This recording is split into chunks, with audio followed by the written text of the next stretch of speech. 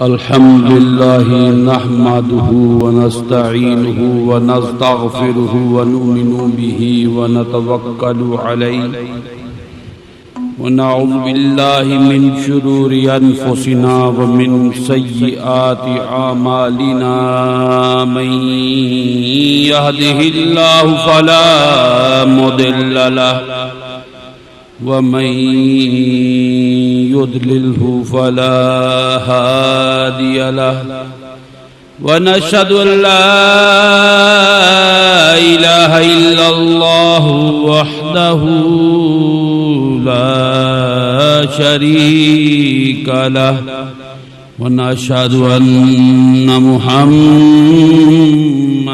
عبده ورسوله قال الله تعالى في كتابه المجيد فأعوذ بالله من الشيطان الرجيم بسم الله الرحمن الرحيم ومن يعظم شعائر الله فإنها من تقوى القلوب صدق الله العلي العظيم وصدق رسوله النبي الكريم يا رسول الله انظر حالنا يا حبيب الله اسمع قالنا إنني في بحر غم مغرق خذ يدي ساحل لنا أشقالنا امداد کن از بحر غم آزاد کن در دین و دنیا شاد کن یا شیخ عبد القادر جیلانی گنج بخشے فیض عالم مظہر نور خدا ناقصارا پیر کامل کاملارا رہنما بگرداب بلا افتاد کشتی ضعیفان شکست رات پشتی بحق خواجہ عثمان ہارونی مدد کن یا معین الدین چشتی حضرت محمد حسین آفتاب علم دین جلوہ آئینہ حق انوار رب العالمین معدن جود و کرم چشمہ صدق و صفا ناقصوں پہ ہو کرم بحر محمد مصطفیٰ دلشاد حسین نے دیا سر کو جھکا 1369 میں ہوئی حقیقت آگاہ دیے سب باطل کے پردے اٹھا درود بر محمد صلاۃ مرتضی محمد حسین اسماء خواجگان چشت پڑھے جو فجر کو جائے بہشت قلب روشن ہوئے پڑھے جو صدا درود بر محمد صلاۃ مرتضی ان اللہ وملائکتہ یصلون علی النبی یا ایھا الذین آمنوا صلوا علیہ وسلموا تسلیما تمامی حضرات نہایت ذوق کے ساتھ محبت کے ساتھ عقیدت کے ساتھ حضور علیہ الصلوۃ والسلام کے حضور اپنا نذرانہ ہے عقیدت بصورت درود و سلام پیش کیجیے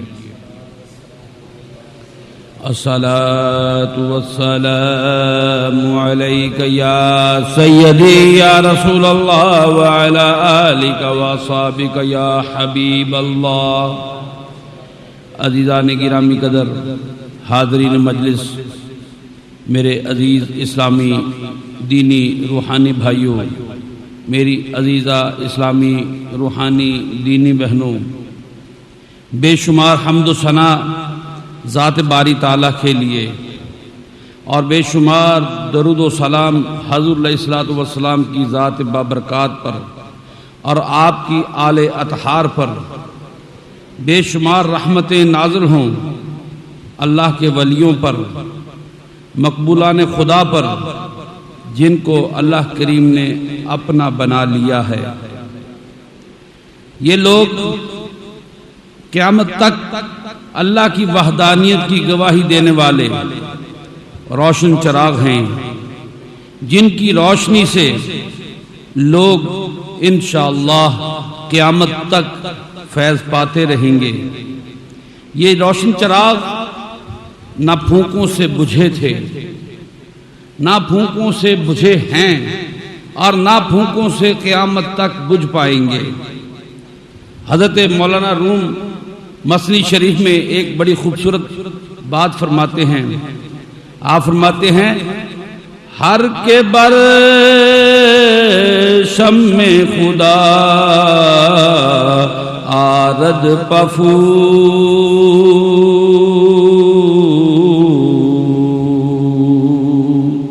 ہر کے بر شم خدا آرد پفو،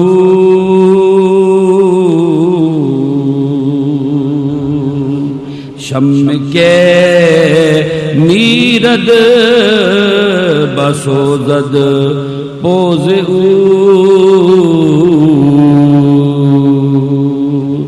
حضرت مولانا روم فرماتے ہیں جو کوئی اللہ کی شمع کو بجھانے کے لیے اس پر پھونک مارتا ہے، ہر کے بر شم خدا آرد پفو، جو خدا کی شمع کو بجھانے کے لیے اس پر پھونک مارتا ہے، شم کے میرد، شمع نے تو کیا بجھنا ہے، شمع نے تو کیا بجھنا ہے، بسوزد پوز او، البتہ اس کی اپنی ناک جل جائے گی، شمع نہ بجھنے پائے گی، اس کی اپنی ناک جل جائے گی، پھونکوں سے یہ چراغ بجھایا نہ جائے گا۔ دشمن 100 مرتبہ پھونکے مارتا رہے، شمع خدا کو بجھانے کی کوشش کرتا رہے، لیکن جس شمع کو اللہ نے روشن کر دیا ہے اسے دنیا کی کوئی پھونک بجھا نہیں سکتی ہے۔ حضرت اسماعیل حقی صاحب روح البیان، صاحب تفسیر روح البیان، آپ فرماتے ہیں کہ منکرین اولیاء جو ہیں در حقیقت حامان، نمرود، فرعون اور جادوگروں کے نقش قدم کی پیروی کرتے ہیں۔ عزیزان گرامی قدر، یہ چراغ خدا ہیں، انہیں بجھانے کے لیے کسی کی پھونک کام نہیں آئے گی، انہیں اللہ نے خود روشن کیا ہے۔ حضرت روم رحمۃ اللہ علیہ فرماتے ہیں جو ان چراغوں کو بجھانے کی کوشش کرے گا، ان چراغوں کو بجھانے کے لیے اس پہ پھونکے مارے گا، اس کا اپنا ناک جل جائے گا۔ یہ لوگ مختلف ہیلوں اور بہانوں سے چاہتے ہیں کہ لوگوں کے دلوں سے اولیاء اللہ کی محبت ختم ہو جائے، لیکن وہ جنہوں نے اپنی زندگیوں کو حضور خدا بیچ دیا ہے، اللہ کے ہاتھ بیچ دیا ہے، ان کی شہرت کی روشنی اس دنیا میں کم نہیں ہو سکتی، نہ اس دنیا میں کم ہوگی اور نہ ان کی روشنی آخرت میں کم ہوگی۔ عزیزان گرامی قدر، اللہ کریم نے آفتاب کو روشنی کی قوت بخشی ہے، آسمان پر روشن چراغ رکھ دیا ہے، جسے اللہ کریم نے ارشاد فرمایا وَجَعَلْنَا سِرَاجًا وَهَّاجًا، ہم نے روشن چراغ جو ہے آسمان میں رکھ دیا ہے۔ اب کون ہے جو اس روشن چراغ کو گل کرے؟ کس میں یہ ہمت ہے، کس میں یہ قوت ہے، کس میں یہ طاقت ہے کہ وہ اس روشن چراغ کی روشنی کو گم کر سکے؟ تو جب ہم اس روشن چراغ کی روشنی کو گم نہیں کر سکتے ہیں تو اللہ کے ولی کی روشنی کو کیا کم کریں گے؟ سورج کی طرف منہ کر کے تھوکا جائے، سورج کا کیا بگڑتا ہے، سورج کا کیا جاتا ہے، سورج کی روشنی میں کیا کمی آتی ہے؟ البتہ جو تھوکتا ہے وہ تھوک پلٹ کر خود اس کے منہ پہ پڑ جاتا ہے۔ اولیاء اللہ پر انگشت نمائی کرنے والے، اللہ کے ولیوں پر انگشت نمائی کرنے والے بھول جاتے ہیں کہ ان کے اپنے ہاتھ کی 4 انگلیاں خود ان کی اپنے کردار کی طرف اور ان کے قول و فعل کی طرف اشارہ کر رہی ہیں. اولیاء اللہ کا فیضان انشاءاللہ قیامت تک جاری رہے گا. حضرت شاہ ولی اللہ رحمۃ اللہ علیہ محدث بھی ہیں، مترجم بھی ہیں، حدیث کو لانے والے بھی ہیں، اور حضرت شاہ ولی اللہ اپنے وقت کے ولی کامل ہیں. ہم آت میں آپ ارشاد فرماتے ہیں کہ فاتحہ خوانی کرنی چاہیے. آپ فرماتے ہیں پابندی سے مشائخ کا عرس منانا چاہیے، ان کے مزارات کی پابندی سے زیارت کرنا، فاتحہ دلانا اور ان کے لیے صدقہ کرنا اور ان کے آثار کی تعظیم کرنا. آپ ارشاد فرماتے ہیں کہ پابندی سے مشائخ کا عرس کرانا، ان کے مزارات کی زیارت کے لیے جانا، فاتحہ دلانا اور ان کے لیے صدقہ دلانا اور ان کے آثار کی تعظیم کرنا. عزیزان گرامی قدر، یہ حضرت شاہ ولی اللہ کون ہیں؟ اپنے وقت کے ولی کامل ہیں، اپنے وقت کے ولی کامل ہیں، اپنے وقت کے محدث ہیں، اپنے وقت کے فقیہ ہیں. یہ شاہ ولی اللہ کون ہیں کہ آج ہندوستان میں جتنے بھی اہل سنت و جماعت ہیں وہ کسی نہ کسی لحاظ سے، کسی نہ کسی طریق سے، کسی نہ کسی راستے سے حضرت شاہ ولی اللہ کے مرہون منت ہے.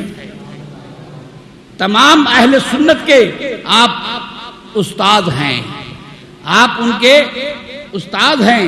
یہ شاہ ولی اللہ وہ ہیں کہ جن کی بشارت ان کی پیدائش سے قبل قطب زمان حضرت قطب الدین بختیار کاکی اوشی دہلوی، حضرت خواجہ معین الدین چشتی اجمیری رحمۃ اللہ علیہ کے خلیفہ اکبر نے دہلی میں ان کے والد گرامی حضرت شاہ عبد الرحیم کو دے دی تھی. عزیزان گرامی قدر، ہمارے دیوبندی سلسلے کے بہت بڑے عالم ہیں، ان کا نام حضرت مولانا محمد اشرف علی تھانوی ہے. انہوں نے ایک کتاب ارواح ثلاثہ لکھی جس میں مختلف حکایات کو انہوں نے اکٹھا کر دیا. چنانچہ اسی ارواح ثلاثہ میں مولانا اشرف علی تھانوی جو ہیں وہ یوں رقم تراز ہیں.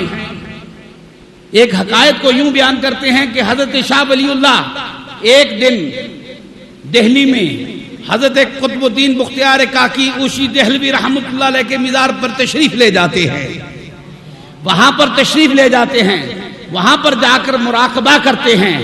جب مراقبہ کرتے ہیں تو فرماتے ہیں کہ ادراک کی قوت انتہائی تیز تھی. تو حضرت قطب الدین بختیار کاکی اوشی رحمۃ اللہ علیہ کی روح سے میری ملاقات ہو گئی. حضرت قطب الدین بختیار کاکی اوشی دہلوی رحمۃ اللہ علیہ ہمارے چشتیوں کے سردار، دہلی میں چشتیوں کے سرتاج. آپ فرماتے ہیں عبد الرحیم تمہاری بیوی حاملہ ہے، تمہاری بیوی حاملہ ہے، اس کے پیٹ میں ایک بیٹا ہے، اس کے پیٹ میں ایک بیٹا ہے اور وہ بیٹا اپنے وقت کا ولی کامل ہوگا. اس کا نام قطب الدین احمد رکھنا، اس کا نام قطب الدین احمد رکھنا. وہ اپنے وقت کا قطب الاقطاب ہوگا، ولی کامل ہوگا، اللہ کا ولی ہوگا. اس کا نام قطب الدین احمد رکھنا. یہ بات حضرت شاہ ولی اللہ رحمۃ اللہ علیہ آپ گھر تشریف لے آئے، اپنی بیوی کو بتانا بھول گئے. حقائق میں پوری بیان کرتا ہوں. ایک دن ان کی بیگم صاحب حضرت شاہ ولی اللہ کی والدہ ماجدہ نماز پڑھ رہی ہیں. دعا کے لیے ہاتھ اٹھائے، دیکھا تو دو ننھے ہاتھ جو ہیں ان ہاتھوں میں نمودار ہو گئے. ڈر گئی، گھبرا کر شاہ ولی اللہ کے والد حضرت شاہ عبد الرحیم کو بلایا. شاہ عبد الرحیم دوڑے دوڑے زنان خانے میں آئے، فرمانے لگے میں بھول گیا، مجھے اس کی بشارت حضرت قطب الدین بختیار کاکی اوشی دہلوی رحمۃ اللہ علیہ نے بہت پہلے دے دی تھی. تمہارے پیٹ میں جو بچہ ہے وہ قطب الاقطاب ہے، وقت کا ولی کامل ہے. مجھے حکم ہوا ہے اس کا نام قطب الدین احمد رکھو.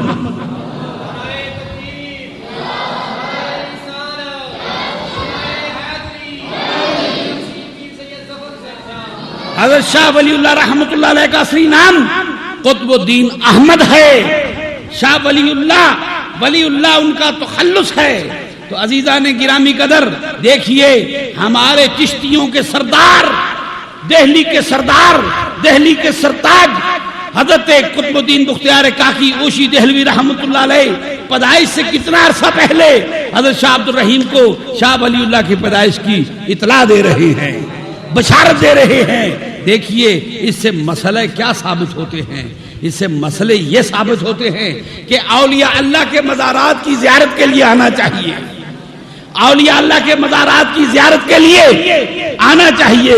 دوسرا مسئلہ جو ہے وہاں پر جا کر مراقبہ کرنا چاہیے. اگر کسی کو مراقبہ کرنا نہیں آتا ہے، اگر کسی کو مراقبے کرنے کی صلاحیت نہیں ہے، یہ اس کا اپنا قصور ہے، صاحب قبر کا قصور نہیں ہے. تو دوسری بات مزارات پر آ کر مراقبہ کرنا چاہیے، جیسے حضرت شاہ عبد الرحیم نے شاہ ولی اللہ کے والد گرامی کرتے ہیں. پھر اس کے بعد دوسری بات جو ہے، تیسری بات، صاحب مزار دنیاوی امور پر آگاہ ہوتا ہے. صاحب مزار دنیاوی امور پر آگاہ ہوتا ہے. یہ معاملہ شاہ عبد الرحیم اور ان کی زوجہ محترمہ کے درمیان تھا. اس کی خبر حضرت بختیار کاکی اوشی دہلوی رحمۃ اللہ علیہ کو کس طرح ہو گئی؟ اس کا مطلب یہ ہے کہ ولی کامل اس دنیا میں رہتے ہوئے اس دنیا کے حالات سے آگاہ ہوتا ہے. چوتھی بات جو اس سے ثابت ہوتی ہے کہ ولی کامل آنے والے وقت کی بشارت پہلے دے دیتا ہے، آنے والے وقت کی بشارت پہلے دے دیتا ہے. پیدا ہونے والے کی قبل از پیدائش اس کے جنس کا تعین کر دیتا ہے. تو عزیزان گرامی قدر یہ کس طرح سے ہوتا ہے؟ کیسے کوئی کسی کے پیٹ میں اس میں بچہ جو موجود ہے، بچہ ہے یا بچی ہے، اس کا جنس کیا ہے، اس کا سیکس کیا ہے، اس کا تعین کس طرح سے کر سکتا ہے؟ عزیزان گرامی قدر یہ 21ویں صدی ہے. اس صدی میں بہت ساری باتوں کو غلط کر دیا، بہت ساری باتوں کو صحیح بتا دیا. آج الٹرا ساؤنڈ مشینیں ہمارے سامنے آ گئی ہیں. ہر ہسپتال ان الٹرا ساؤنڈ مشینوں سے مزین ہے. ہر ڈاکٹر جنس کا تعین کر سکتا ہے. ان الٹرا ساؤنڈ مشینوں کے ذریعے سے جنس کا تعین کر سکتا ہے، بیٹا ہوگا یا بیٹی ہوگی. عزیزان گرامی قدر اللہ والوں کی آنکھوں میں اللہ کریم نے ایکس رے فٹ کر دیا ہے، الٹرا ساؤنڈ کی قوت فٹ کر دی ہے، الٹرا ساؤنڈ کی قوت عطا کر دی ہے. جب ان کے پاس کوئی شخص آتا ہے اسے سر سے لے کر پاؤں تک دیکھتے ہیں، اسے سر سے لے کر پاؤں تک دیکھتے ہیں، اس کا ایکس رے کر لیتے ہیں، اس کا الٹرا ساؤنڈ کر لیتے ہیں. اسی لیے کہتے ہیں کہ علماء کی محفل میں جائیں تو اپنی زبان کو سنبھال لیں. علماء کی محفل میں جائیں تو زبان کو سنبھال کر بیٹھیں، اور جب اہل اللہ کی محفل میں جائیں، اللہ کے ولیوں کی محفل میں جائیں تو پھر وہاں پر جا کر اپنے دلوں کو تھام کر بیٹھیں. میرے قبلہ عالم پیر طریقت پیر سید دلشاد حسین شاہ رحمۃ اللہ علیہ فرماتے ہیں، ظاہر میں گدڑی پوش ہیں جو، ظاہر میں گدڑی پوش ہیں جو، اکثر وہ قلندر ہوتے ہیں. ان کی نگاہیں عقابی ہوتی ہیں، ان کے دل شیر کے دل ہوتے ہیں، ان کے ہاتھ عورت کے ہاتھ ہوتے ہیں. جس طرح ایک ماں کا وجود اپنے بچے کے لیے رحمت ہوتا ہے، جس طرح ایک باپ کا وجود اپنے بچے کے لیے رحمت ہوتا ہے، اسی طرح سے ماں کی طرح سے یہ رحمت ہوتے ہیں اور باپ کی طرح سے مہربان ہوتے ہیں. یہ رحمت اور مہربانی کا مرکب اللہ کے ولی ہوتے ہیں. عزیزان گرامی قدر مشائخ کے ساتھ ٹھٹھا کرنا، مخول کرنا، ان کے ساتھ استہزاء کرنا ان بزرگوں کے درجات اور مراتب میں بلندی کا سبب بنتا ہے. جبکہ استہزاء کرنے والوں کے ساتھ رب تعالیٰ خود استہزاء کرتا ہے، خود ٹھٹھا کرتا ہے. رب خود ان کے لیے مخول کرتا ہے اور دنیا میں دوسروں کے لیے انہیں باعث عبرت تماشا بنا رکھ دیتا ہے. عزیزان گرامی قدر، حضرت امام اعظم امام ابو حنیفہ کا ایک واقعہ آپ کے سامنے پیش کرتا ہوں۔ حضرت امام ابو حنیفہ اپنے گھر میں جلوہ افروز ہیں۔ ایک شخص آیا، مذاق کی نیت سے آیا، کہنے لگا میں نے سنا ہے آپ کے والد گرامی قدر وفات پا گئے ہیں۔ حضرت امام اعظم امام ابو حنیفہ فرماتے ہیں ہاں میرے والد گرامی کافی عرصہ ہوا وفات پا گئے ہیں۔ اب دیکھیے استہزاء کا انداز دیکھیے، کہنے لگا میں نے سنا ہے آپ کی والدہ ماجدہ حیات ہیں، زندہ ہیں۔ کہنے لگے ہاں میری والدہ ماجدہ الحمدللہ رب العالمین زندہ ہیں۔ کہنے لگے میں نے سنا ہے آپ کی والدہ جو ہیں وہ انتہائی خوبصورت اور حسین عورت ہیں، آپ کی والدہ انتہائی خوبصورت حسینہ ہیں، اگر آپ چاہیں تو میرا ان سے نکاح کروا دیں۔ عزیزان گرامی قدر، نکاح کا پیام بھجوانا جو ہے وہ استہزاء نہیں ہوتا ہے۔ نکاح کا پیغام کسی کو دینا کبھی بھی برائی میں تصور نہیں کیا جاتا ہے، لیکن آپ اس کا انداز دیکھیے کیسے کہہ رہا ہے، کیسے مذاق اڑا رہا ہے کہ میں نے سنا ہے آپ کی والدہ انتہائی حسین عورت ہیں، آپ کی والدہ حسینہ ہیں، آپ کی والدہ خوبصورت ہیں، میں ان سے نکاح کرنا چاہتا ہوں۔ تو یہ بات استہزاء میں ہے، تو آپ نے اس بات پر صبر کے گھونٹ پڑے، آپ نے اس بات کو انتہائی صبر کے ساتھ برداشت کیا اور انتہائی متانت کے ساتھ صبر کے ساتھ آپ نے جواب دیا، بجائے اس کے کہ آپ بھڑک اٹھتے، گرمی میں آ جاتے، غصے میں آ جاتے۔ آپ نے انتہائی متانت کے ساتھ اس کو جواب دیا کہ ہاں میری والدہ عاقلہ ہیں، بالغہ ہیں، طیبہ ہیں، میں ان کو مجبور نہیں کر سکتا، نکاح کے لیے ان کو مجبور نہیں کر سکتا، انہیں اپنے نکاح کا خود اختیار ہے، میں ان سے جا کر پوچھ لیتا ہوں، ہو سکتا ہے کہ وہ آپ کے ساتھ نکاح کے لیے تیار ہو جائیں۔ اللہ اکبر، صبر کا مظاہرہ دیکھیے۔ یہاں پر آ کر کوئی کسی کی ماں کے بارے میں، بہن کے بارے میں یہ بات کہے تو پھر غصے کا عالم کیا ہوگا، لیکن امام ابو حنیفہ اس بات کو انتہائی صبر سے پی جاتے ہیں۔ آج پوری دنیا میں ابو حنیفہ ابو حنیفہ ابو حنیفہ ہو رہی ہے، کس وجہ سے ہو رہی ہے؟ جب اللہ کے ولیوں کا استہزاء ہوتا ہے، ان کا مخال اڑایا جاتا ہے، ان کا ٹھٹھا مذاق کیا جاتا ہے، تو ان کے درجات و مراتب بلند ہوتے ہیں۔ حضرت امام ابو حنیفہ گھر جانے کے لیے واپس مڑے، چند قدم چلے، پیچھے کسی کے گرنے کی آواز آئی، پیچھے مڑ کے دیکھا، اس شخص کا سر اس کے دھڑ سے الگ پڑا تھا۔ عزیزان گرامی قدر، یہ اہانت، یہ توہین پسند نہیں آئی۔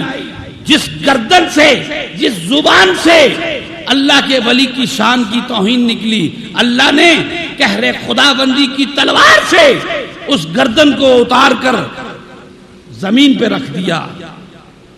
عزیزان گرامی قدر، اللہ کی غیرت کو جوش آیا، میرے ولی کے ساتھ، میرے دوست کے ساتھ استہزاء کرتا ہے، اللہ نے اپنی دوستی کا حق ادا کر دیا۔ امام ابو حنیفہ نے اپنی دوستی کا حق ادا کر دیا۔ محبوبان خدا سے استہزاء کی، ٹھٹھے کی، مخول کی سزا بہت سخت ہوتی ہے۔ اللہ کریم نے ارشاد فرمایا قرآن پاک میں، ان صفا والمروہ من شعائر اللہ، بے شک صفا اور مروہ اللہ کی نشانیاں ہیں۔ اب دیکھیے یہ دو پہاڑیاں ہیں، ایک کا نام صفا ہے، ایک کا نام مروہ ہے۔ اس دنیا میں بے شمار پہاڑیاں ہیں، اس دنیا میں بے شمار پہاڑیاں ہیں، بے شمار پہاڑ ہیں۔ پہاڑ جو ہیں وہ کیلوں کی طرح سے زمین میں جڑ دیے گئے ہیں تاکہ زمین ہلنے نہ پائے۔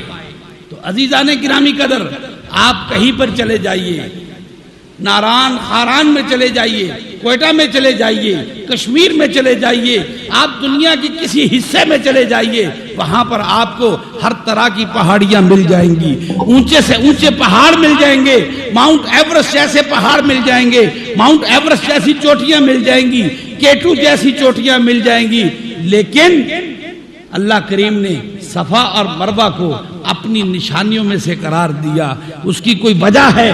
اس کی وجہ کیا ہے؟ اس کی وجہ کچھ بھی نہیں۔ ایک بے چین، ایک مضطرب ماں جو ہے، ایک بے چین ماں جو ہے اپنے بچے کے لیے پانی تلاش کرتی ہے، کبھی وہ صفا پر چڑھ کے دور دور دیکھتی ہے کہیں سے کوئی قافلہ نظر آ جائے۔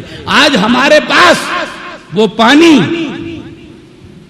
جو میرا خامد مجھے دے گیا تھا، وہ مشکیزیں آج خشک ہو گئے ہیں، وہ مشکیزیں آج پانی کی ایک بوند ان میں باقی نہیں رہی ہے۔ وہ پانی جو پہلے ضرورت تھا آج زندگی بچانے کے لیے ناگزیر ہو چکا ہے۔ چنانچہ اس پانی کی تلاش میں کبھی صفا کی طرف جاتی ہیں، صفا پہ چڑھ کے دور دور دیکھتی ہیں، شاید کہیں سے کسی آنے والے قافلے کی دھول نظر آئے، قافلے کے قدموں سے اٹھنے والی گرد نظر آئے، اور ان سے میں پانی کی چند گھونٹ جو ہے وہ مستعار لے لوں، پانی کے چند گھونٹ مانگ لوں۔ پھر صفا سے مروہ کی طرف تشریف لے آتی ہے، پھر وہاں پر ایڑیاں اٹھا اٹھا کر دیکھتی ہے، کہیں دور تک کہیں کوئی قافلہ نظر نہیں آتا ہے، پھر صفا سے مروہ کی طرف، اور پھر مروہ سے صفا کی طرف، پھر صفا سے مروہ کی طرف، پھر مروہ سے صفا کی طرف۔ یہ 7 اشواط جو ہیں ان کے مکمل ہوتے ہیں۔ پھر جب واپس آتی ہیں تو دیکھتی ہیں کہ بیٹے کے قدموں کے نیچے سے پانی کا فوارہ جو ہے وہ چھوٹ پڑا ہے۔ بے چینی اور اضطراب کا عالم جو ہے وہ بڑھتا چلا جا رہا ہے، لیکن واپس جب آتی ہیں تو دیکھتی ہیں سبحان اللہ کہ بیٹے کے قدموں سے پانی کا فوارہ چھوٹ پڑا ہے، پانی جو ہے وہ بہہ بہہ کر ریت میں جذب ہوتا چلا جا رہا ہے، پانی جو ہے وہ بہہ بہہ کر ریت میں ضائع ہوتا چلا جا رہا ہے۔ حضرت بی بی حاجرہ سلام اللہ علیہا کو خوف ہوا کہیں ایسا نہ ہو یہ چند گھونٹ پانی جو زمین سے نکلا ہے، ایسا نہ ہو کہ کہیں یہ چند گھونٹ پانی بھی ضائع ہو جائے۔ انہوں نے اس کے گرد ایک باڑ لگائی، باڑ لگاتے ہوئے عبرانی زبان میں اسے کہنا شروع کر دیا، زم زم زم زم زم زم۔ پانی ہے کہ رکنے میں نہیں آ رہا، تھمنے میں نہیں آ رہا۔ میری، آپ کی، ہم سب کی، نبی کی والدہ جو ہیں ہمارے لیے قابل عزت ہیں، قابل احترام ہے حضرت بی بی حاجرہ سلام اللہ علیہا۔ آپ فرماتی ہیں زم زم زم زم، اس زم زم سے پانی ٹھہر گیا۔ دیکھیے مسئلہ ایک نیا آ گیا، پانی نیچے سے نکل رہا ہے، پھوٹ رہا ہے، ایسا پانی ہے کہ جو قیامت تک مسلمانوں کی، جو قیامت تک آنے والے انسانوں کی ضرورت پوری کرنے کے لیے کافی ہوتا۔ حضور علیہ الصلوۃ والسلام ارشاد فرماتے ہیں میری دادی حاجرہ سلام اللہ علیہا اگر اس چشمے کو زمزم نہ کہتی تو یہ ساری انسانیت کو پانی پلانے کے لیے اکیلا چشمہ کافی ہوتا، پوری دنیا کے لوگ اس سے سیراب ہو جاتے، یہ چشمہ ان کے لیے کافی ہوتا۔ عزیزان گرامی قدر، دیکھیے مسئلہ پیدا ہو گیا، نیا مسئلہ سامنے آ گیا۔ نبی تو نبی اپنی زبان سے جو کہیں، نبی کی والدہ جو اپنی زبان سے کہہ دے وہ بھی مسئلہ پورا ہو جاتا ہے۔ نبی کی والدہ اپنی زبان سے جو ارشاد فرما دے وہ بات بھی خالی نہیں جاتی ہے، اس لیے کہ نبی کی ماں نبیہ نہیں ہوتی ہیں بلکہ نبی کی ماں ولیہ ہوتی ہے۔ نبی کی ماں اپنے وقت کی ولیہ کاملہ ہوتی ہیں، اور ولیہ کاملہ کی زبان سے جو بات نکلتی ہے وہ خالی نہیں جاتی ہے۔ فرمایا زم زم، چشمے کو تھمنا پڑ گیا، چشمے کو رکنا پڑ گیا، تھم جانا پڑا، جم جانا پڑا، وہاں پر رک جانا پڑا، وگرنہ تمام عرب کو ہو سکتا ہے اس چشمے سے ہی پانی ملتا۔ تو عزیزان گرامی قدر، اسی اضطراب کے عالم میں 7 چکر مکمل کیے، اللہ کو اپنی ولیہ کاملہ کی، اپنے نبی کی والدہ کا یہ اضطراب یہ بے چینی، یہ پریشانی اتنی پسند آئی ہے کہ قیامت تک کے لیے اسے اپنی نشانی قرار دے دیا ہے۔ اب مسلمان اسی بے چینی کے عالم میں، اسی اضطراب کے عالم میں یہ 7 چکر جو ہیں وہ مکمل کرتے ہیں۔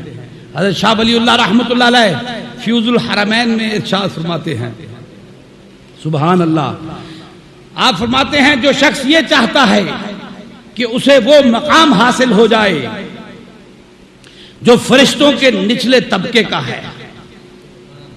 اب دیکھیے مقام کون سا ہے، ایک ملاء الاعلی ہے اوپر والا گروہ، ایک ملاء الاسفل ہے نیچے والا گروہ۔ اگر کوئی انسان یہ چاہتا ہے کہ اسے نچلے طبقے والے فرشتوں کا مقام حاصل ہو جائے، اسے نچلے طبقے والے فرشتوں میں وہ مقام حاصل ہو جائے، تو اس کے لیے کوئی چارہ نہیں کہ وہ پاکیزگی اختیار کرے۔ پاکیزگی اختیار کرنا ضروری ہے۔ فرشتے پاک ہوتے ہیں، جب آپ پاکیزگی اختیار کرتے ہیں، ہر وقت وضو میں رہتے ہیں، تو آپ ملاء الاسفل کے درمیان موجود ہوتے ہیں۔ تو عزیزان گرامی قدر، پھر اس کے بعد ارشاد فرماتے ہیں اگر تو فرشتوں کے نچلے گروہ کے ساتھ اپنا مقام چاہتا ہے تو پاکیزگی اختیار کر۔ دوسری بات یہ کر کہ پرانی مساجد میں جایا کر، ان پرانی مساجد میں جایا کر جن مساجد میں بزرگان دین نے نمازیں ادا کی ہیں، ان پرانی مساجد میں جایا کر جن مساجد میں بزرگان دین نے نمازیں ادا کی ہیں۔ دیکھیے حضرت بابا فرید الدین گنج شکر رحمۃ اللہ علیہ مسجد اولیاء بناتے ہیں، اپنے ساتھ مسجد اولیاء بناتے ہیں، وہاں پر چھوٹی سی مسجد ہے، وہاں پر نمازیں پڑھتے ہیں۔ حضرت بابا فرید الدین گنج شکر رحمۃ اللہ علیہ وہاں نماز پڑھتے ہیں۔ آج مسجد اولیاء بابا صاحب کے مزار کے ساتھ موجود ہے، بہت بڑی مسجد ہے، بابا صاحب کے مزار پر بہت بڑی مسجد بنا دی گئی، لیکن اللہ کے نیک بندے آج بھی بابا صاحب کی مسجد اولیاء میں نفل پڑھنا باعث افتخار سمجھتے ہیں، باعث افتخار سمجھتے ہیں، باعث اعزاز سمجھتے ہیں۔ ایک اللہ کا ولی نماز پڑھ رہا ہے، دوسرا ساتھ آ کر کھڑا ہو جاتا ہے، تیسرا پیچھے کھڑا ہو جاتا ہے، 10 بندے جمع ہو جائیں تو اس مسجد میں بیٹھنے کی جگہ باقی نہیں رہتی ہے۔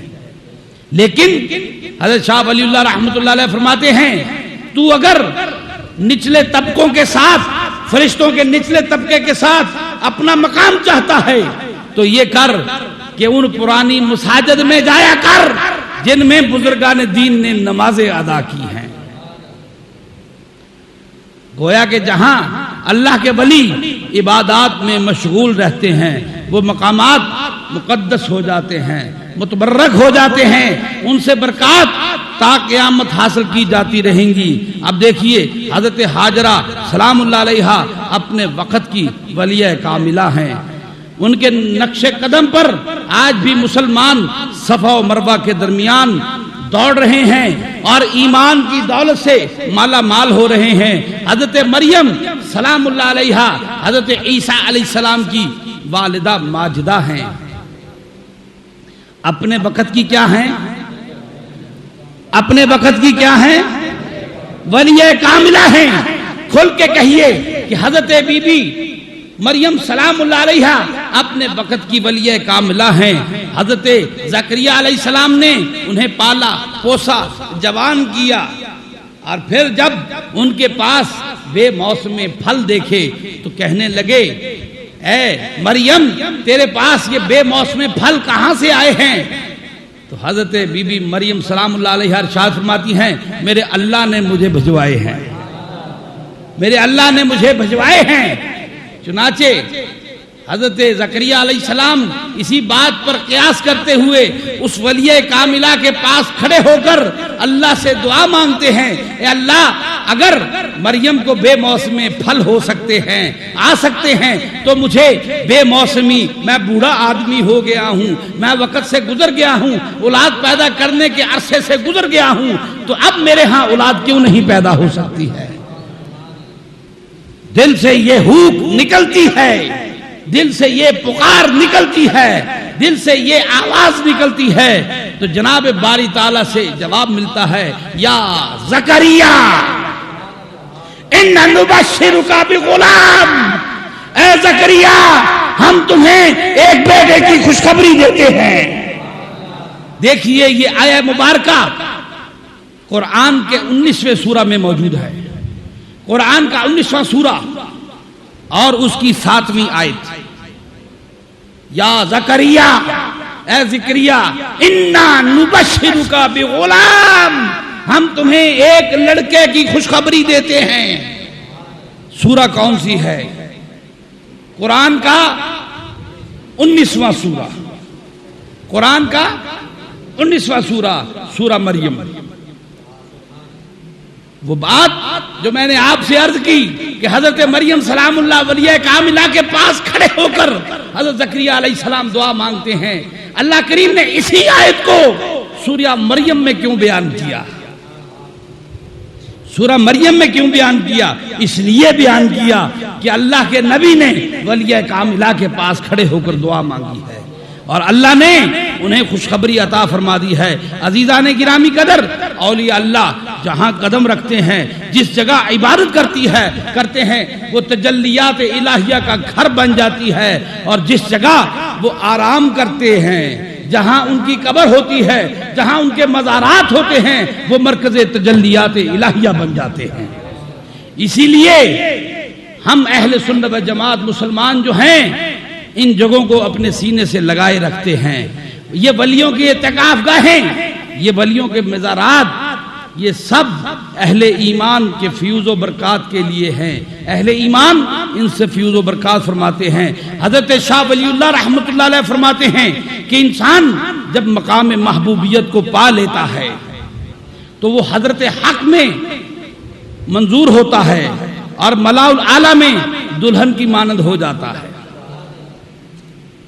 دیکھیے پہلے ملاء الاسفل کی بات کی، ادنا طبقے کی بات کی، نچلے طبقے کی بات کی، اب اوپر والے طبقے کی بات کرتے ہیں کہ انسان پہلے پاکیزگی اختیار کرے، پھر پرانی مساجد میں جائے، جن مساجد میں اللہ کے ولی عبادت کرتے رہے ہیں ان مساجد میں جا کر نمازیں پڑھے، پھر جب وہ مقام محبوبیت کو پا لیتا ہے۔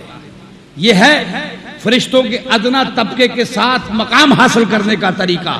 پھر جب وہ اس سے آگے بڑھتا ہے، پھر مقام محبوبیت کو پا لیتا ہے تو جناب حق میں وہ منظور ہو جاتا ہے، اللہ اسے قبول کر لیتا ہے، اللہ اسے اپنے مقبول بندوں میں شامل کر لیتا ہے، اور پھر ملاء الاعلیٰ میں وہ دلہن کی مانند ہو جاتا ہے۔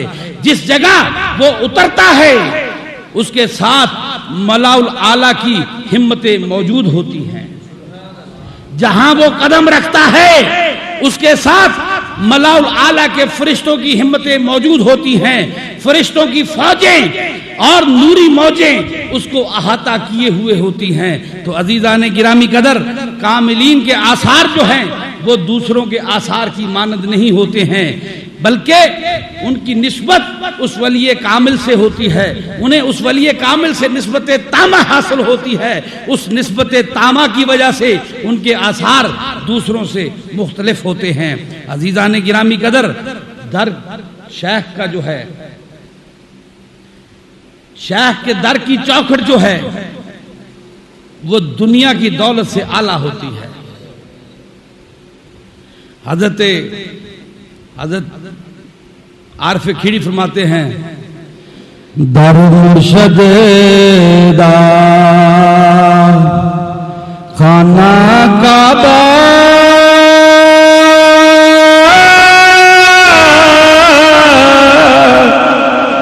تے حج ضروری کریے،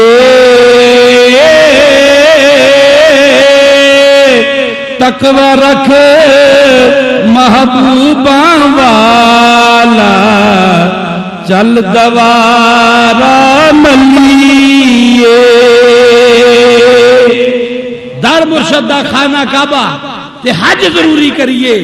خانہ کعبہ کو ایک نسبت ہے حضرت ابراہیم علیہ السلام سے، خانہ کعبہ کو ایک نسبت ہے حضرت آدم علیہ السلام سے، خانہ کعبہ کو ایک نسبت ہے حضرت شیس علیہ السلام سے، خانہ کعبہ کو ایک نسبت ہے حضرت ابراہیم علیہ السلام سے، خانہ کعبہ کو نسبت ہے حضرت اسماعیل علیہ السلام سے، خانہ کعبہ کو نسبت ہے محمد رسول اللہ صلی اللہ علیہ وآلہ وسلم سے۔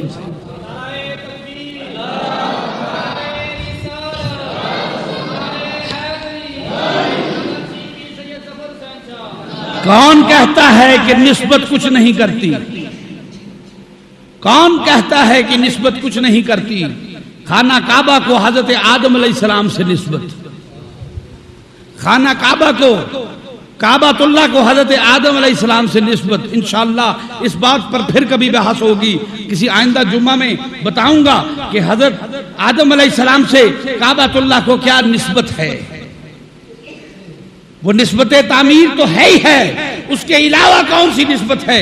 تو عزیزان گرامی قدر، حضرت ابراہیم علیہ السلام کو بیت المقدس سے نسبت، بیت المقدس کو حضرت ابراہیم علیہ السلام سے نسبت، اس لیے اللہ نے اسے بھی پاک گھر قرار دے دیا، کعبۃ اللہ کو بھی پاک گھر قرار دے دیا۔ ارے نسبت بڑی چیز ہے، یہ نسبت بڑی چیز ہے۔ تو عزیزان گرامی قدر، شیخ کی چوکھٹ کو شیخ سے نسبت ہوتی ہے، یہ در دنیا کی اعلیٰ سے اعلیٰ دولت سے اعلیٰ ہوتا ہے۔ میں آپ کے ساتھ ایک بات شیئر کرتا چلوں چلتے چلتے، شام میں حضرت امام نووی آپ فوت ہو جاتے ہیں تو ان کی جگہ پر شیخ الحدیث امام تقی الدین السبکی کو بنایا جاتا ہے۔ حضرت امام تقی الدین السبکی اس دارالحدیث میں تشریف لاتے ہیں، وہاں پر قالین بچھے ہوئے ہیں، بچھونے بچھے ہوئے ہیں، ان قالینوں پر کھڑے ہو کر آپ اپنا سر زمین پر رکھ دیتے ہیں، فرماتے ہیں ان بچھونوں کی طرف مائل ہو، شاید میری جبین نیاز جو ہے اسے اس جگہ پر سر رکھنے کا، میری جبین کو وہاں پر زمین پہ سر رکھنے کا موقع مل جائے جہاں امام نووی کے قدموں کے تلوے لگے ہیں۔ یہ قالین کوئی ادنا قالین نہیں ہیں، یہ بچھونے کوئی ادنا بچھونے نہیں ہیں، یہ بچھونے وہ ہیں جن پر امام نووی شارح مسلم آپ چلتے رہے ہیں۔ ان قدموں پر، ان کے قدموں کے تلوے جو ہیں وہ اس زمین پر لگتے رہے ہیں۔ حضرت امام مالکیہ سلسلے کے سردار آپ مدینے کی گلیوں میں گزرتے ہیں، جب مدینے کی گلیوں سے گزرتے ہیں تو وہاں پر جا کر کبھی دیواروں کے ساتھ لگ لگ کے چلتے ہیں، تو شاگردوں نے پوچھا، شاگردوں نے دریافت کیا، تلامذہ نے دریافت کیا، یا شیخ آپ دیواروں کے ساتھ گھسٹ گھسٹ کے چلتے ہیں، گچ جو ہے، مٹی جو ہے آپ کی عبا کے ساتھ لگ جاتی ہے۔ آپ فرماتے ہیں بیٹے یہ شہر مدینہ ہے، نبی کا شہر ہے، یہ شہر نبی ہے، شہر مصطفیٰ ہے، حضور علیہ السلام کے قدموں کے پاک تلوے اس مٹی کے اوپر لگے ہیں۔ مالک یہ نہیں چاہتا ہے کہ ان قدموں پہ مالک کے پاؤں کے تلوے لگے۔ ادھر امام تقی الدین السبکی رحمت اللہ علیہ فرماتے ہیں یہ بچھونے کوئی ادنا بچھونے نہیں ہیں، اے سبکی ان کی طرف مائل ہو، اپنے جبین نیاز کو ان قالینوں کے اوپر رکھ دے کہ ان قالینوں پر کس کے قدم لگے ہیں، کس کے قدموں کے تلوے لگے ہیں، امام نووی کے قدموں کے تلوے لگے ہیں۔ تیرا سر اگر اس مقام پر آ گیا جہاں امام نووی کے قدموں کا تلوہ لگا تھا تو یقین جان تجھے دنیا میں بڑا مرتبہ حاصل ہو جائے گا۔ دیکھیے اللہ کے ولیوں کے تبرکات اور ان سے فیوز و برکات حاصل کرنا یہ ہر کس و ناقص کا کام نہیں ہے، یہ تو وہی کر سکتا ہے جس کی محبت تامہ ہو، جسے محبت تامہ حاصل ہو، جسے ایسی محبت حاصل ہو کہ اس محبت کے بغیر زندہ نہ رہا جائے۔ جب کسی کو ایسی محبت حاصل ہو جاتی ہے تو شیخ کے دربار کی مٹی جو ہے وہ بھی اس کے لیے سونا بن جاتی ہے، وہ بھی اس کے لیے سونا بن جاتی ہے۔ شیخ کے دربار کی ایک اینٹ جو ہے وہ اس کے لیے زمانے کے خزانوں سے بڑھ کے ہو جاتی ہے، لیکن محبت ہونی چاہیے۔ کسی نے بہت خوبصورت بات کہی، فرماتے ہیں محبت کے لیے کچھ خاص دل مخصوص ہوتے ہیں، محبت کے لیے کچھ خاص دل مخصوص ہوتے ہیں۔ یہ وہ نغمہ ہے جو ہر ساز پہ گایا نہیں جاتا۔ لوگ آ کر ہم سے پوچھتے ہیں کیا وجہ ہے کہ اتنے لاکھ مرید تھے، ان میں سے چند ایک فیض یاب ہو سکے۔ کوئی اپنے گریبان میں منہ ڈال کر نہیں جھانکتا، اپنے گریبان میں سر نیوا کر کے نہیں جھانکتا، اپنے گریبان میں جھانکیے پھر آپ کو نظر آئے گا۔ کچھ مرید دنیا کے مرید ہوتے ہیں۔ مرید کا معنی ارادہ سے ہے، جو ارادہ کر لیتا ہے، ارادہ کرنے والا۔ کچھ دنیا کے مرید ہوتے ہیں، دنیا کی طرف ارادہ کرتے ہیں۔ کچھ عورتوں کے مرید ہوتے ہیں۔ میرے قبلہ عالم شیخ الاسلام پیر طریقت راہبر شریعت پیر سید دلشاد حسین شاہ گیلانی چشتی صابری تاج علی سرکار رحمت اللہ علیہ ارشاد فرمایا کرتے تھے، کچھ دنیا کے مرید ہوتے ہیں، کچھ عورتوں کے مرید ہوتے ہیں، کچھ لڑکے اور لڑکیوں کے مرید ہوتے ہیں۔ بیٹا ہو جائے پیر صاحب دعا کیجئے بیٹا ہو جائے۔ کچھ بیٹیوں کے لیے مرید ہوتے ہیں، کچھ آ کر دنیا کے مال و زر کے لیے مرید ہوتے ہیں، کچھ یہاں آ کر اپنے مسائب کے لیے، اپنے مسائل کو رفع کرنے کے لیے مرید ہوتے ہیں۔ حضرت عارف روم رحمت اللہ علیہ فرماتے ہیں کاملے گر خاک گیرد زر شود ناک سے گر زر برد خاکستر شود۔ آپ کا بیٹا زمین کو جوتنا نہیں جانتا ہے، زمین میں ہل چلانا نہیں جانتا ہے، زمین کو پانی لگانا نہیں جانتا ہے، زمین میں بیج ڈالنا نہیں جانتا ہے۔ آپ اسے اپنی زمین کا انچارج بنائیں گے، اس کے سپرد اپنی زمین کریں گے۔ کوئی ایسا ذی شعور نہیں ہے، کوئی ایسا عقل مند نہیں ہے جو ایسے شخص کے ہاتھ میں اپنی زمین دے دے جسے نہ بیج ڈالنا آتا ہے، نہ اسے پانی لگانا آتا ہے، نہ اسے ہل چلانا آتا ہے۔ اسے کہیں گے او بھائی تو جا کے نوکری کر، تو باؤ آدمی ہے، تو باؤ شخص ہے، جا شہر میں جا کر نوکری کر۔ تیرا ذمہ داری کے ساتھ کیا تعلق ہے؟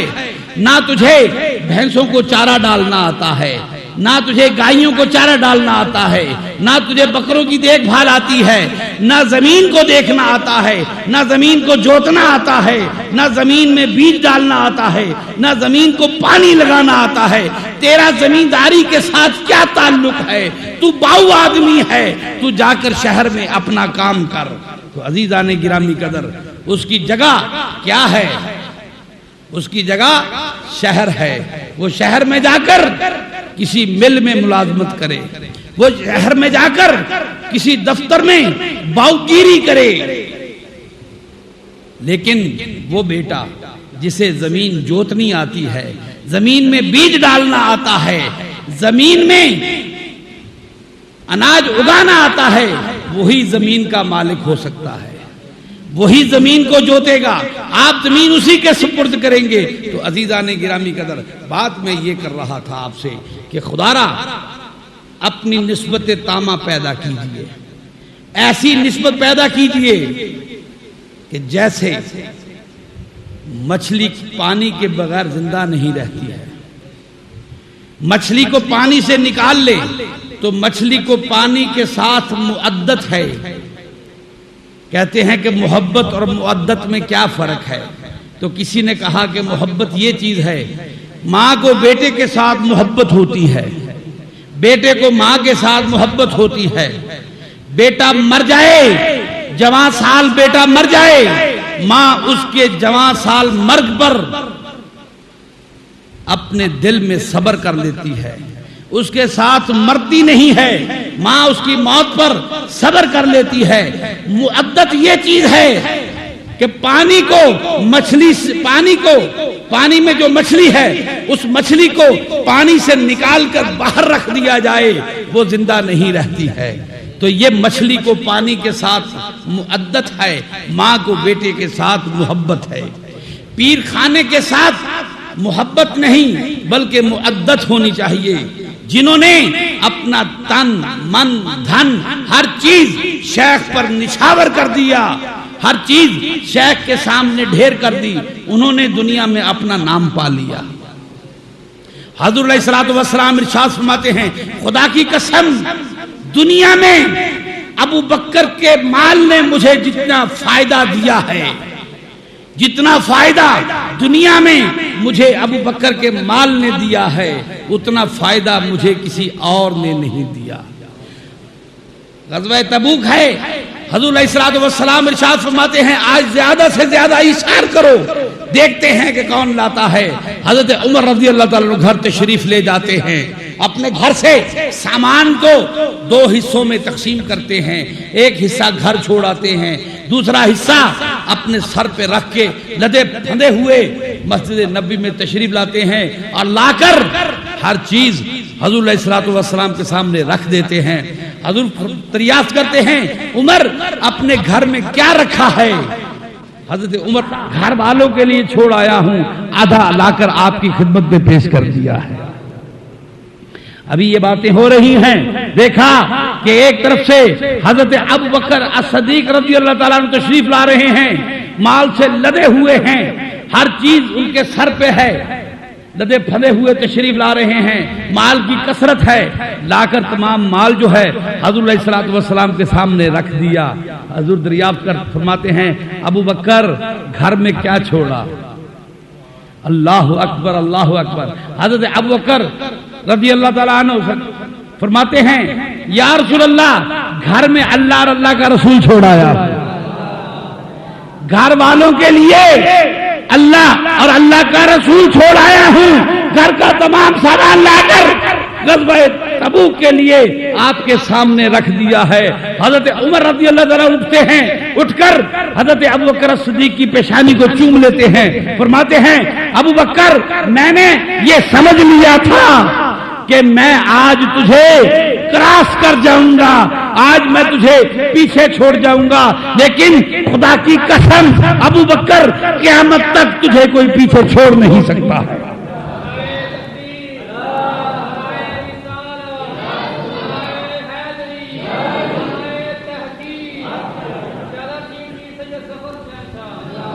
اسے معدت کہتے ہیں، اسے معدت کہتے ہیں۔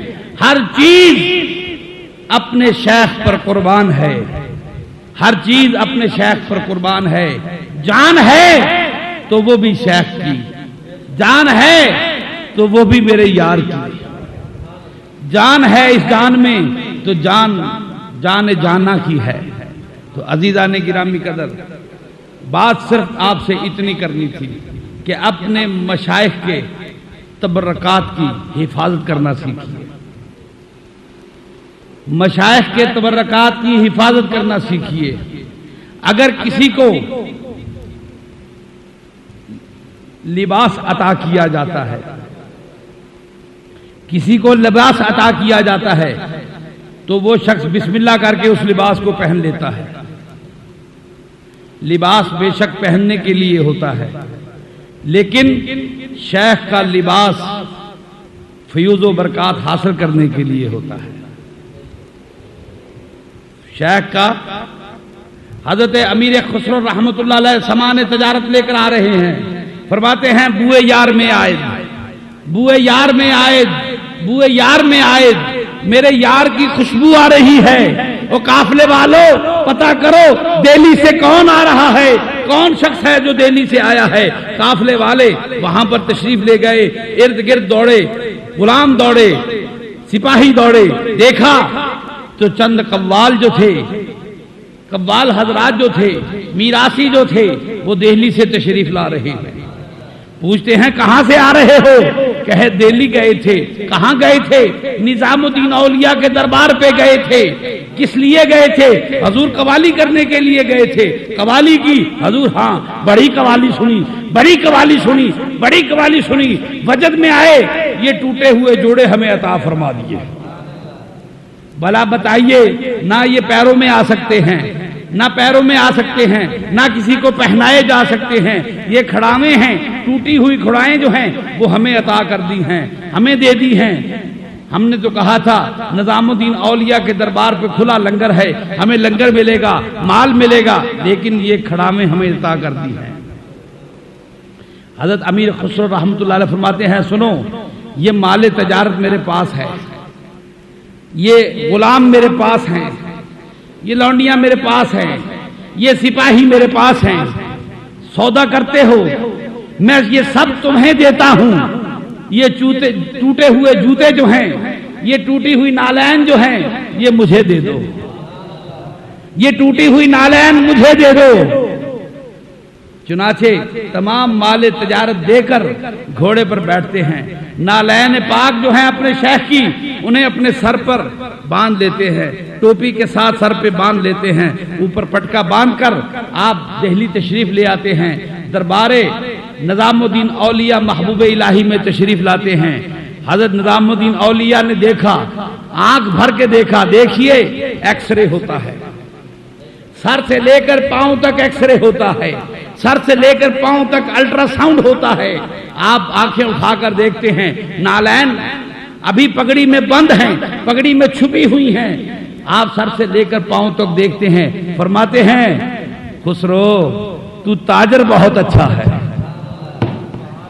خسرو تو تاجر بہت اچھا ہے، تجھے تجارت خوب کرنی آتی ہے. تمام سامان دے کر اپنے شیخ کے نالین خرید لیے.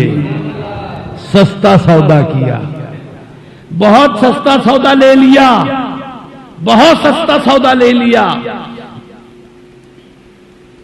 تو یہ تجارت ہے. شیخ کے نالین مل جاتے ہیں اور پھر اسی امیر خسرو کو حضرت نظام الدین اولیاء رحمۃ اللہ علیہ وصیت کرتے ہیں. خسرو جب آئے، آپ کا آخری وقت آتا ہے، حضرت امیر خسرو باہر ہیں، شہر سے کہیں گئے ہوئے، تو آپ فرماتے ہیں خسرو یہاں موجود نہیں ہے. خسرو جب آئے تو اسے میرے ساتھ دفن کرنا. خسرو کو کہیں اور نہیں، میرے ساتھ دفن کرنا. شیخ کی خواہش کیا ہے، شیخ کی خواہش کیا ہے، شیخ کی وصیت کیا ہے. اور ادھر امیر خسرو کو خواب آتا ہے کہ حضور نظام الدین اولیاء جو ہیں اپنے چارپائی پر، اپنے بچھونے پر لیٹے ہوئے ہیں، منہ پر کیس جو ہے، بال جو ہیں وہ ڈالے ہوئے ہیں، سر کے بال ڈالے ہوئے ہیں. فرماتے ہیں، آپ فرماتے ہیں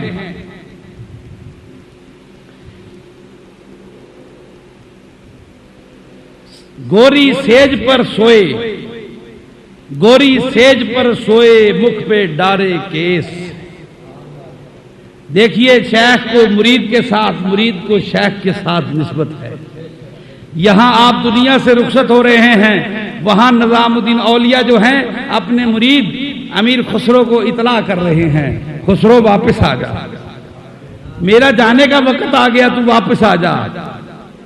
گوری سیج پر سوئے، مکھ پہ ڈارے کیس، چل خسرو گھر اپنے، سانج بھئی پردیس.